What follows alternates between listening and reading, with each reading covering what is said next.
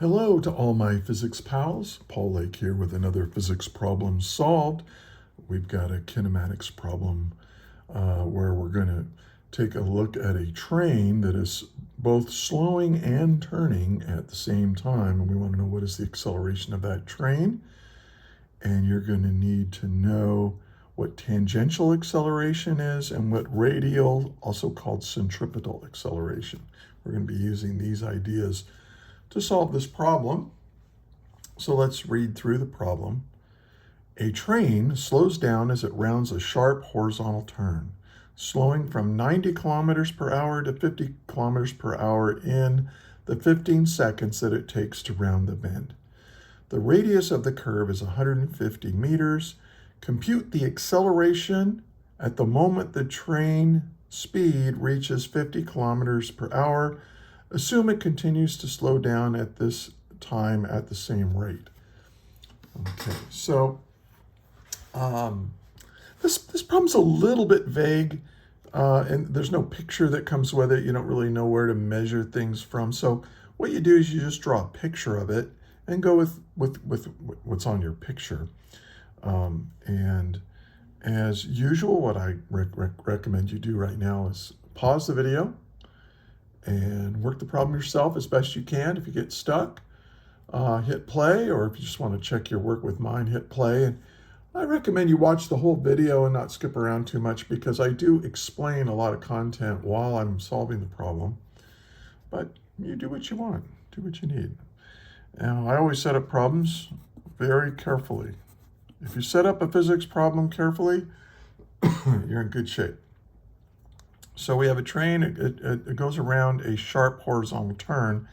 What I'm going to do is I'm going to look down on this, and I'm going to assume I'm going to make this kind of the turn, and maybe here's the track, and it goes around this turn, relatively sharp turn, and then it continues on like that. They don't really tell you exactly when it is done with the turn, but that's okay. You just kind of go like that. So here's our radius of curvature. So R is equal to 150 meters. That's this radius right here. Now here's the train. As it enters the turn, I don't know how fancy you want to get. Put a bunch of cars on there, but we have a velocity, and I'll call this the initial velocity of the train, is 90.0 kilometers per hour. And then when it's all done, it's got a velocity like this, a little bit slower. Its final velocity is given to be 50 kilometers per hour. And it took the time at its final velocity there is 15.0 seconds. Oh, by the way, I kind of show it straightening out here, and I really didn't mean to do that, because it's going to have a centripetal. So we're just going to assume that the train is, continuing around this turn. So it's still in circular motion at when that final velocity happens at 15 seconds. Okay, so we've got, so notice that the speed is slowing down. And we're going to assume it's slowing down at a constant rate from here over to here. But it's also moving in a circle. So you have two kinds of acceleration that we're going to have to deal with. And what we really want to find is, what is the overall acceleration at t equals 15 seconds. Okay. So now let's solve it. When something's going around a turn, it has centripetal acceleration, also called radial acceleration. But if it's, and radial accelerations do not change the speed. Only tangential accelerations change the speed. So a tangential acceleration, which we're going to call a sub t, is equal to the rate of change d dt, the rate of change of the speed. Now, this is a fancy calculus way of writing this. We don't need to worry about that. We're going to assume a constant deceleration there. And so I'm just going to say this is delta v over delta t. This is v final minus v initial over delta t. And now, one of the problems here is that these velocities or these speeds are given to us in kilometers per hour. Let's go ahead and change those to meters per second. So this is 90 kilometers per hour. Now watch how easy this is. I know that in 1 hour, well, just an h. In 1 hour, there are 3,600 seconds. And in 1 kilometer, there are 1,000 meters. Notice that hours cancels hours, kilometers cancels kilometers, and I'm left with meters per second, and that's what I want. And when you do this arithmetic, plug that in your calculator, it rounds off to 25 meters per second. Let's do the same thing for the final velocity. It's 50 kilometers per hour. So 1 hour is 3,600 seconds, 1,000 meters in 1 kilometer. And again, I always check to make sure I didn't screw it up by actually canceling out the units. We're left with meters per second. And when you plug that into your calculator, you should get 13.9 meters per second. Okay, so now we have these values. So let's plug them in here. So V final is 13.9 meters per second minus 25.0 meters per second divided by the time it took to make that change in velocity is given to be 15.0 seconds. So 13.9 minus 25 divided by 15. Plug that into your calculator, and I got negative 0.741, if you round it off, meters per second squared. Okay, so this is my tangential acceleration. You can write it this way with unit vectors. You can say the tangential acceleration is 0.741 meters per second squared in a negative theta hat direction. Now what is theta hat? Well, theta hat is the direction that your object is moving in. So theta hat, it's not like I hat, j hat, k hat. You probably use those for x direction, y direction, z directions. Those don't change with time. But theta hat does, because theta hat, well, at this instant in time, right at the end, theta hat is in the direction you're going. It's tangent to the path. That's why they call it tangential acceleration. And here, this is theta hat is in this direction.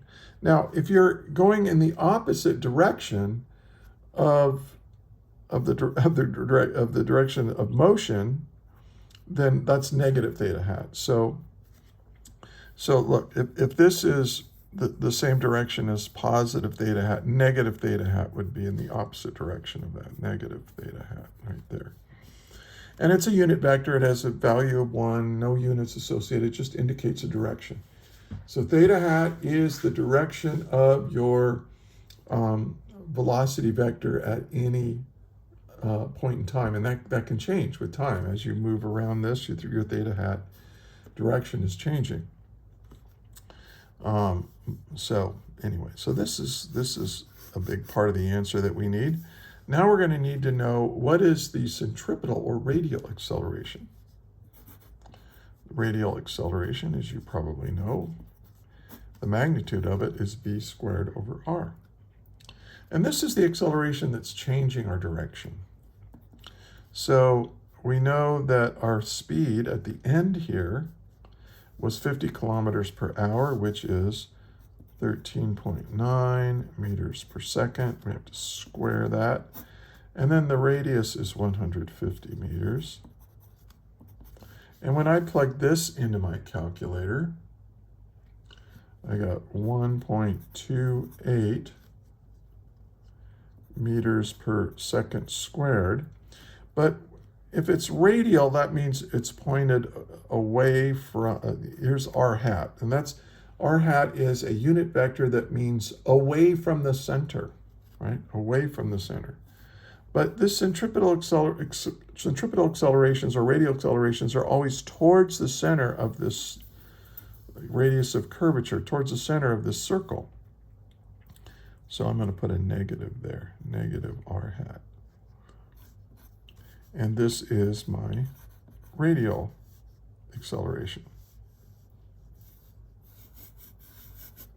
Now, what I need to do to get my overall acceleration is I need to use Pythagorean theorem. Now let's draw a picture of it, of that. Here's the picture, and here's the train right when I was at that point I was looking at. And so it has it's slowing down, right? So it has a negative acceleration, negative theta hat. Since this is the direction of motion, this is the theta hat direction, but it's opposite of that. So this is the tangential acceleration.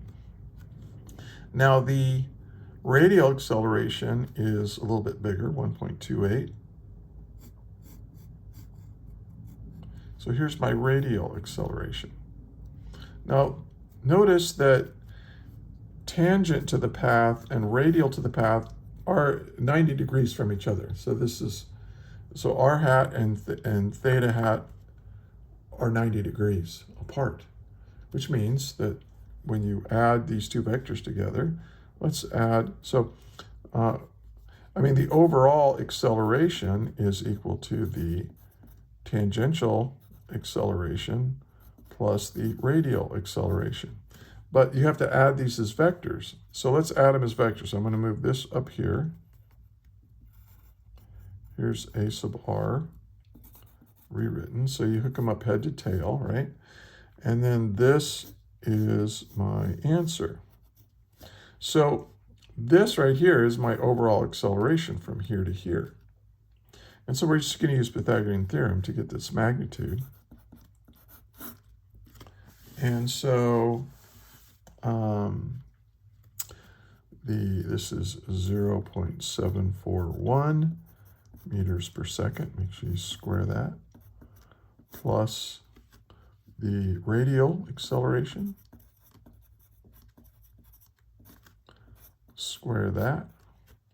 And then add them together and take the square root. And when you do that, you get 1.48 meters per second squared. So this is the acceleration that you would feel if you were on that train when it's going 50 kilometers per hour. You'd feel this much acceleration. Now, what direction is that in? Well, this is where it's pretty vague, because your train is moving this way. Here's your overall acceleration. So you have to kind of decide what you want to measure the angle. I'm just going to put, this is my angle right here from here to here. I'll call that theta. So theta is equal to the inverse tangent of the opposite. If this is my angle, A sub r is the opposite, and then the adjacent is the tangential acceleration. And that'll give me this angle right here. So this is 1.28 over 0.741. Make sure when you do this that your calculator is in degrees. I mean, it's not wrong to have an angle in radians, but we want it in degrees. And when you do that, you get 59.9 degrees. Now that's 59.9 degrees from here. And I don't really know a good way of describing that. That's why I draw a picture of it. So, so the A is equal to the 1.48 meters per second squared and 59.9 degrees as shown. So you can do that if you take the AP test. You can put as shown and draw a picture of it, and the grader will know what you are talking about, and you'll get credit. Because you could have defined the angle from here to here, right? So, but how do you describe that? Or you could have described from here all the way around to here. So there's a lot of ways of describing this angle, so you need to specify it, and a good way to do that on an AP test or on your exam in class is to draw a picture of it. If you found this helpful, do me a favor. Please like the video, and that helps more people find it. Share it with your fellow students, and share it with your teacher. And I have teachers who use my materials, and I'm honored when they do that. Look in the description. There's more. There's links to other problems and lectures. This is all part of an AP Physics C lesson plans that I have online. So check that out. And hey, if you got all the way to the end of the video, thank you so much for watching. And until the next one, may the net force be with you always. That is all.